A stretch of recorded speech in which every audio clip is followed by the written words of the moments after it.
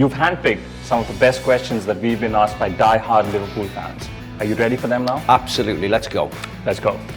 As someone who played during the transformative era for Liverpool and went on to achieve immense success with Real Madrid, what lessons or experiences from Liverpool shaped you most during your career?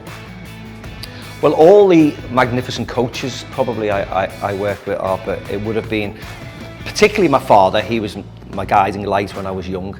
But then when I joined Liverpool, we had people like Ronnie Moran and Roy Evans, who were part of the management setup, and they were at the club for 30, 40 years. So they've seen everything that any Liverpool player has done. They've won every trophy. So they told me how to be better, how to be a person, you know, how to represent Liverpool, and more importantly, they moulded me to be the player I eventually become. That's nice. Now, the second question assumes that your favorite place to play at home was when you played for Liverpool. But how would you compare the home support of Real Madrid to Liverpool? Well, I mean, it was different. I was born in Liverpool. I lived 10 minutes away from Anfield. You know, I joined Liverpool when I was 14. I left when I was 27. So I had 13 years at Liverpool. So it was a really important time of my career. I think football in Spain compared to football in England, and when I say that, it's Real Madrid and Liverpool. The fans in England, in Liverpool, sing most of the time. It's more, you know, songs and noise and atmosphere all the time. I think in Spain it's a little bit different. It's in, it's out. They cheer when of course they should be cheering, and when there's goals to be celebrated. But I think the noise, the atmosphere, it was a lot different, a lot more loud in Anfield compared to the Bernabeu. Even though the Bernabeu, you know, there was double the amount of people, nearly 80,000 in the Bernabeu. There's 60,000 at Anfield now, but when I played, I think the capacity was about 45 to 50,000. Yeah, I don't think too many people would disagree about fans at Anfield being loud. Who booed louder, if I may ask, if you missed a touch or missed a shot? Do you remember that? No, I mean, there was lots of things. If you missed a chance, you know, people would be frustrated and be shouting. It's just that initially when I got to Spain, I couldn't understand them because I didn't speak Spanish at the time, so it was okay then. All right, moving on. Can we expect you as an official or a coach for any Indian football club in the future? No pressure? No pressure. Probably not. Okay. I think people like Robbie Fowler has coached here. I think he's more of a coaching type. I work with Liverpool back home at the academy, and I also work on television. And I like to spend a lot of time with the family, to be very honest. When I played football, I was away from home a lot, travelling, playing football, getting on aeroplanes. Now I spend a lot of time at home with my children and my wife, of course. And I like to watch my children play sport in school and out of school. So that's where I like to spend my time, really, rather than being a 24-hour. It's not India. I think being a coach now, it's a 24-hour-a-day job. And that's something I won't give up at the moment. I like to spend more time with the family. Fair enough. I'll just have to tell my Andheri team that you're not going to be a coach Yes, anymore. but I can get Robbie Fowler over, no problem. Okay, fine. No problem at all. We'll manage that. Okay. Very interesting question coming up. Okay. World Cup with England or the Premier League with Liverpool? Oh, it continues though. Okay. If anyone other than Madrid had approached, would you have left Liverpool? And it adds another one, go on then. No, it's not a question. Okay. I have to add it because he said, you are the reason I started following Liverpool. So okay. Just add Just two big questions. Yeah, World Cup. I think World Cup with England, I think is more important because Liverpool have won the Premier League, the Championship when it was then, and the European Cup, Champions League many times now. So winning the World Cup with England, we've only won it once in 1966, and that's all anybody seems to talk about. Yeah. So I think that's more important at this moment in time, of course. And yeah, I had, when I was leaving Liverpool, there was a number of teams interested in it, and I probably would have left to another team, to be very honest, if Madrid were not there. Yeah. Because it was just a time in my life. I was 27.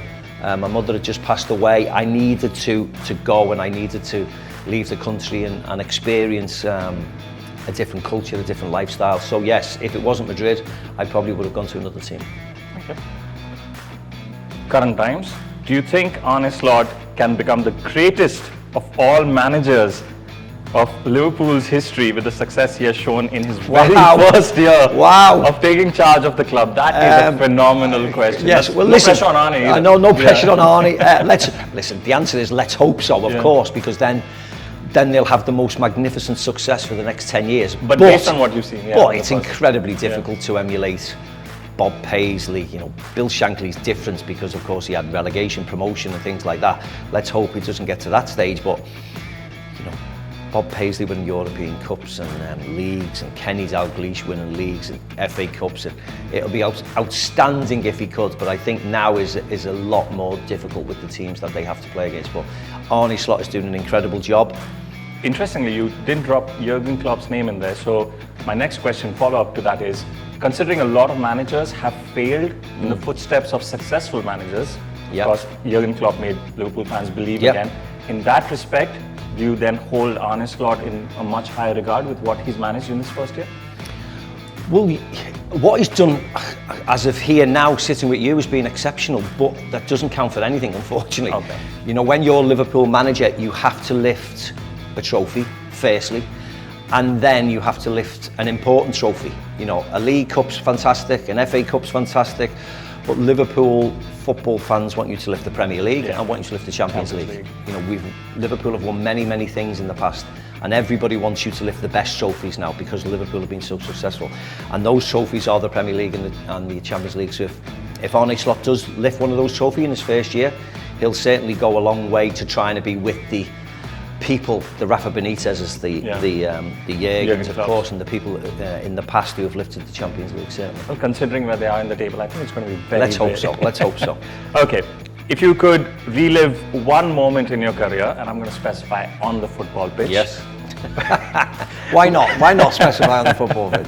Okay, we can go off the football pitch as well, but no, we'll stick to this. Yes. If you could relive one moment in your career, which one would it be and why? Well, it's easy. As a footballer, all you want to do is be successful. That's why you wanted to, be a football player.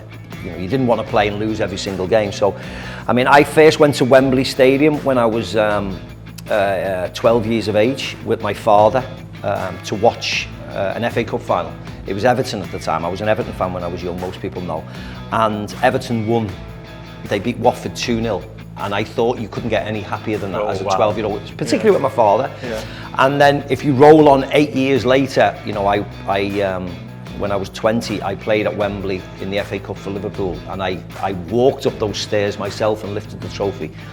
And that was a very, very important moment of my career. I went on to lift, of course, the Champions League, which people consider the best trophy, but I think lifting the FA Cup as a 20-year-old, my first trophy with Liverpool, I think that, that will not be beaten a lot. And of course my family was there as well. My mother unfortunately wasn't alive when I lifted the Champions League, so all my family were there and we partied after the game, and that was an incredibly important time in my career. That's beautiful. That is really beautiful. Especially you talk about watching match, thinking it'll never get bigger. Pretty much going and doing the biggest thing at Wembley. Any rituals, superstition that you had? Do you remember before? I didn't. No, I wasn't superstitious. I was really relaxed at our pit, to be very honest. Because you were so good. I don't know about that, but I was just nice and relaxed in the dressing room. I used to watch the television for a while. I used to read a newspaper or the programme, and then it was like, right, what time is it? It's 30 minutes before the game. Right, let's get changed. Okay. And then it's like, right, I go. So I wasn't superstitious. There was a lot of players in the Liverpool dressing room who were superstitious, very superstitious, but I was certainly not one of them. It would have drove me crazy, I think, so I was nice and relaxed before the game. If you weren't a footballer, what career would Steve be in? Oh, I think I would have been something like a brain surgeon or something like that, something. Oh, wow. Yeah, I don't know. Wanting to, or you were good enough to? Oh no, I wasn't good enough. I was always. Oh, so brain surgeon, we must not go to Fisher. Yeah. Or an astronaut, the first Scouse astronaut. Good dreams, I think something dreams, like that. Dreams. Yeah. I like that. Okay, now I like this question. When it comes to football, obviously there are so many skills that fans look at and say, okay, this is the best, this is the best, this is the best. Is there any skill that you feel a footballer possesses that is very underrated? Very underrated. Yeah, which goes unnoticed. Not really. The teams that I played for and the teams that I think, or the way football should be played, I think football should be entertaining. You should be able to pass the ball. You should be able to move with the ball. You know, you should be able to. Liverpool play the right style of football. Yeah. Real Madrid play the right style of football. Arsenal play the right. You know, Bayern Munich do. But I feel that football should be played like that. So your ability to move with the ball, your awareness around to receive a ball, that's what I think is very underrated, because people don't see that. People see dribbling and scoring fantastic overhead kicks because that's visual. But it's what you do off the ball, how you receive the ball, how you move away from your opponent to receive the ball, how you take it and go forward. You know, that's the most important things for me. Considering where you played in your career, Yes. primarily, in that position, who is your favorite player in the Premier League right now? In the Premier League right now, I mean, Mo's the standout player. Mo Salah's the standout player at this moment in time. Cole Palmer's playing well for Chelsea, but the standout player right across the board is Mo Salah at the moment. His numbers are excellent, his assists are excellent. Stays on the pitch the most. His constitution is amazing, I've always said that, but that's the player. I mean, I think Virgil van Dijk's had a wonderful season, to be very honest. But the people who I look forward to are always forward type players, and I think Mo's the standout player this year. Yeah, I don't think too many people will disagree with that. Good. Well, Steve, thank you so much. You Cheers, handpicked mate, these thank you. questions. You've answered them beautifully. I've been lucky enough to be part of this process of asking you these questions. Thank you so much. Cheers, mate, thank you.